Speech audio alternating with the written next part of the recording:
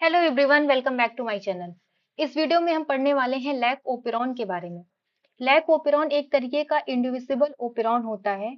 Indivisible operon ऐसे operon होते हैं जो पहले ऑफ कंडीशन में होते हैं और जब उसे इंड्यूसर या सबस्ट्रेट मिलता है तो वो ऑन हो जाते हैं।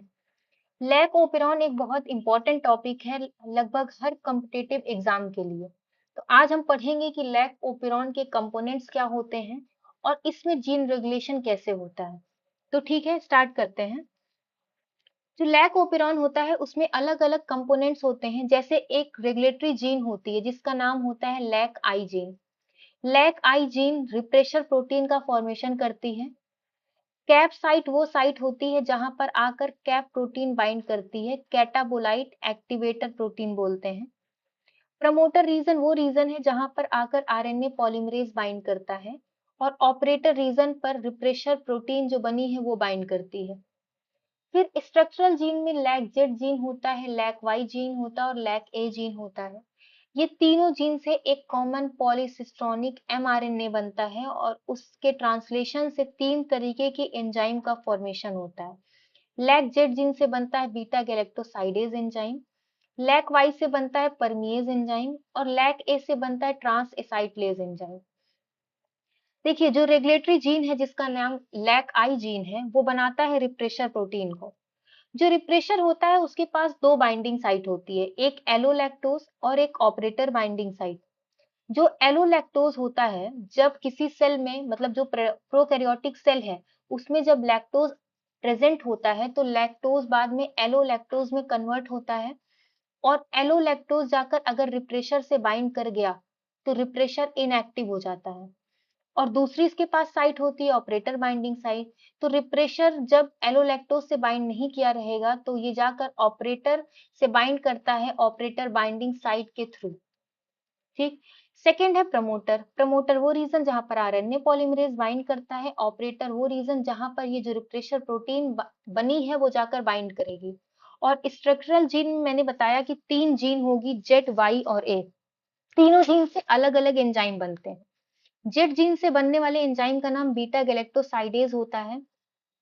बीटा गैलेक्टोसाइडेज वो एंजाइम है जो लैक्टोज का ब्रेकडाउन कराती है ग्लूकोज और गैलेक्टोज में और साथ ही साथ लैक्टोज को कन्वर्ट करती है एलो लैक्टोज में।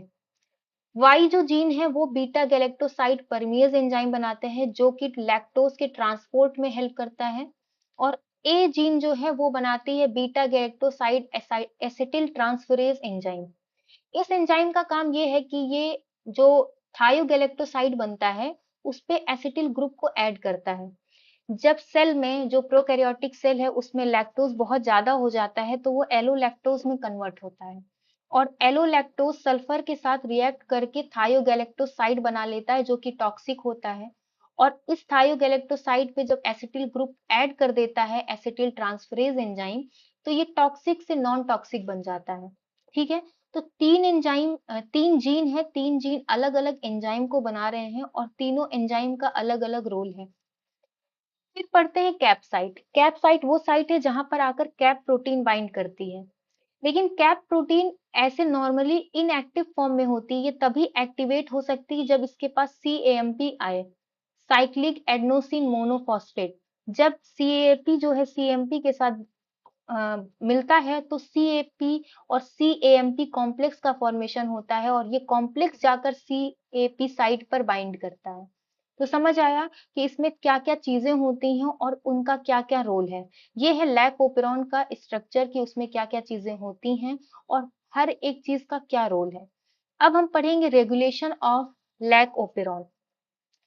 लैक ओपेरॉन में रिप्रेशर कैसे उसको रेगुलेट करता है हम ये पढ़ने वाले हैं। इसमें दो केसेस बनते हैं, एक है एब्सेंस ऑफ लैक्टोज, सेकंड है प्रेजेंस ऑफ लैक्टोज।